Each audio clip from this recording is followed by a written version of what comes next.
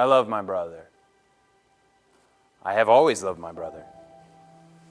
When you're a little kid and you're going to the Omni in Atlanta, Georgia, and here he comes, tall, blonde, every woman in the place going absolutely nuts for him.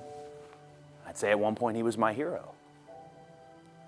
You know, there's this regular jilted and lazy trope commentators in wrestling will use. You'll hear them say, the prodigal son. And I have to wonder, I'm curious, who out there listening actually understands the morals and the implications in Luke 15:11 in that parable? There's two brothers. One does everything right. One works very hard, tries to keep his family whole. The other goes abroad, whores about, and makes every conceivable wrong choice you could possibly make.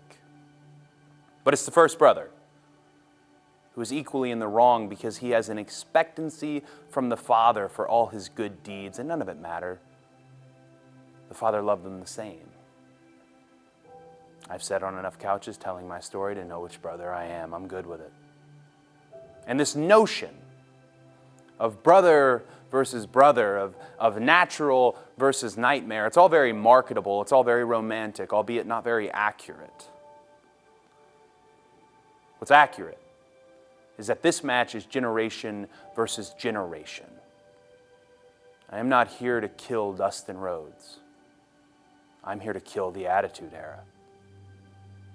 My entire lot, my whole class of peers has been compared to these gilded late 90s through the early 2000s for over a decade, and it's an utter sham.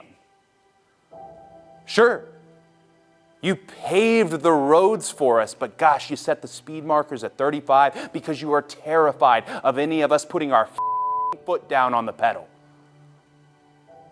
You mean to tell me some pissant bodybuilder making every match a no DQ, meandering around the crowd, throwing the jib cam at his opponent compares with a Kenny Okada match?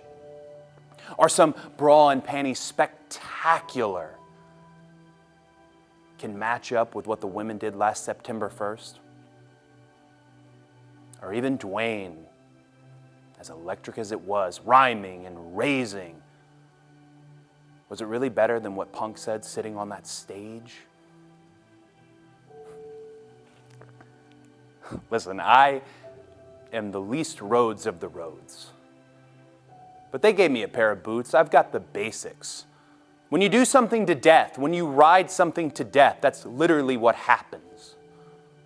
When that animal can't go anymore and it falls out on the trail and you can feel the tension in its eyes, in its fluttered breaths of panic, and it knows it's going to die, and it wants to die. You don't just leave it because you love it.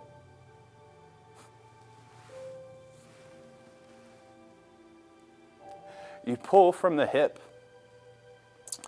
You roll your fingers on the steel of the chamber. You pull the hammer back. You do not anticipate the recoil, and you blow it away. Like I said, I love my brother.